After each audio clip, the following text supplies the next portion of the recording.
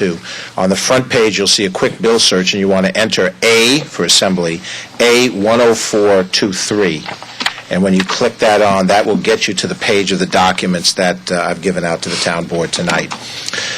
Very briefly, and I was just informed of this today, the bill, as you have before you, was filed in the Assembly, and it was drafted with the direction of your original resolution, which you passed, and some backup material that you provided from the Office of Real Property Taxation, which you'd had some discussions.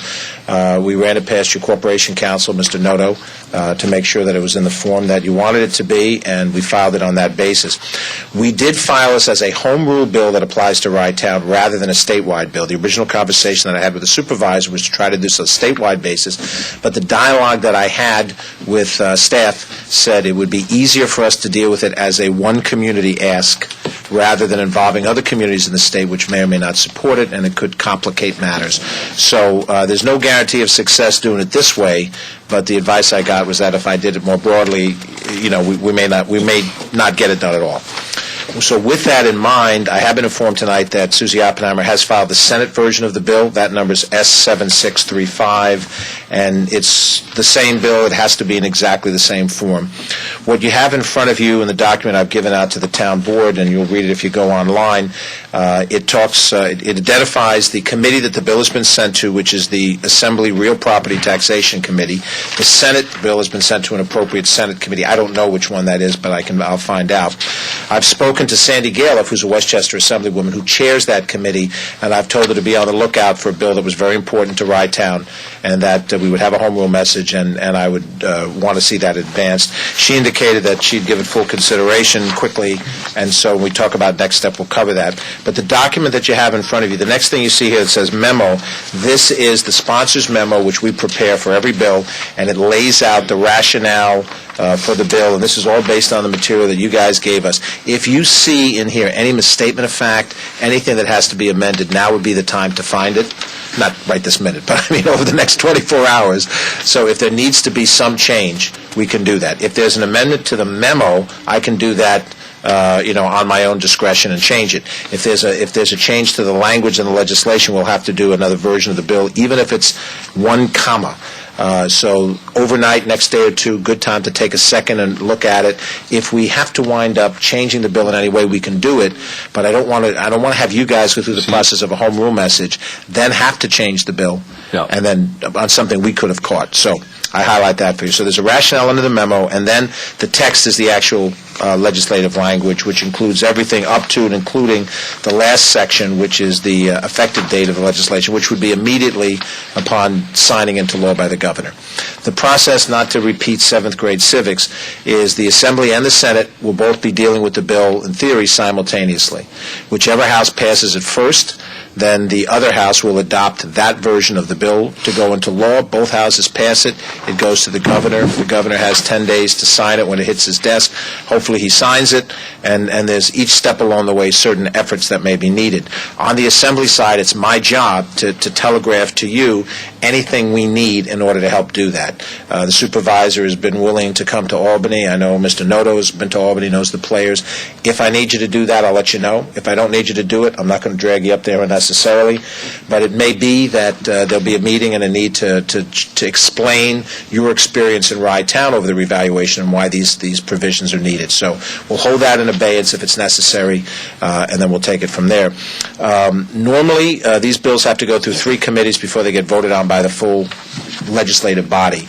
In our House, it'll be real property taxation. If they approve it, it'll go to the Codes Committee, which will look at it in terms of legislative penalties, non-compliance penalties, and then it'll go to the Rules Committee, which in essence is leadership, and leadership determines when things get to the floor, and so it becomes a discussion in the first committee on the merit of the bill relative to the topic. The second committee will be the penalty provisions, are they appropriate, and then the third one will be merely a question of scheduling it for a full vote. And the same process will happen in the Senate simultaneously.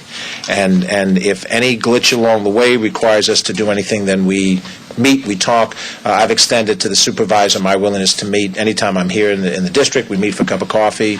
It's open to all the members of the council. It's open to the members of the public, the press. For anything that we may have to work out on this, I'm happy to do that, so we try to get this done. The calendar of the legislature is that, in theory, we go out of session on June 22nd or somewhere in that vicinity. With the budget in abeyance, don't know. We may wind up, dealing with this budget on an extended period of time. But for your purposes, I think we have to consider that the effort we have to make to get this done is a 60-day effort. And if for some reason this language is into July, we could wind up adjourning without having it done. So that's my time frame and the pressure that we have to try to get this done. The next step that you have to take would be a home rule resolution. And I know Mr. Noto is familiar with having done it, and most of the other jurisdictions have done it. We've done some things in Wright Town, but not recently. A couple of years back, I've committed to Bishop that I will pick up a packet of forms when I'm in the Assembly Home Rule office tomorrow, and I'll drop them off. You probably won't get them until Thursday morning here, Bishop. And then you can look at it and consult. Village of Portchester guys do it, and if you need any advice, or Rybrook Village has done it recently. It will require the board to formally adopt a resolution that adopts Bill A-10423 and S-7635. This is usually when it gets to be problematic because you probably have to have a special meeting of the board to do it. I hate that you have to do that, but for timeliness purposes, the fastest... We can't do it tonight? You could do it tonight if it meets your schedule. Why wouldn't we do it tonight? I'll leave that to Paul to determine from his perspective. Is there a form? I mean, the form we just fill out, right? So we can maybe just adopt a resolution and support, and now that we have the Senate bill number. Right. The resolution itself doesn't have to have specific language. The form you fill out that you attach the resolution to, it comes after the resolution is passed by the board. So if you can do it tonight, I'll leave that up to you. We'll adopt the Great. resolution tonight. Yeah, let's adopt it tonight because, first of all, first I want to thank Mr. Assemblyman for coming to. I didn't know you were coming from. I thought you were in local, and I just wanted to give you an opportunity to talk. I really just wanted you to come to thank you so much. In my view, this will cap our effort to take advantage of the the reval that was done, and it really caps our efforts. I can't thank you enough and I know you really worked hard to get this through on a time basis. We really want to make sure we meet the 60-day deadline and do everything from our standpoint to meet it. We know it's a short time period, but I can't thank you enough.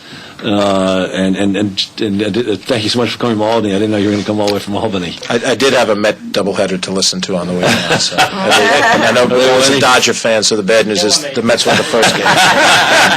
But it was 3-3 now. but they did tie the second game. Ali Perez is having one of his usual nights. But I would say, and going back to the day that you were inaugurated in this room, Joe, the commitment is to be helpful, and this is an example of that. This is a good idea that the town board has, and my job is to try to help you do it. And Albany can be a very Byzantine place, so unfortunately it takes more effort to do something that people should just look at and say, oh, obviously on its merits it should be done. But it'll never be that easy, so that's where we'll work together and harness. And so as not to stop you from going back to your presentation on Crawford Park, if you have any questions, I'm happy to answer I it. don't know if anybody did you have a question or...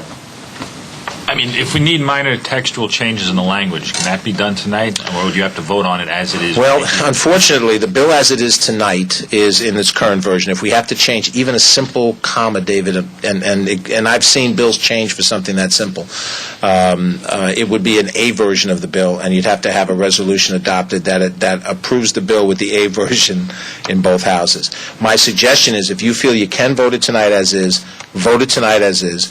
Look at it carefully in the meantime. If it turns out that there does need to be a change, then you still will do the same thing you'd do anyway. We'll do the A version, and you'll meet in a special meeting to do it. If it turns out everything is clean, then you've done the resolution and you're ready to go.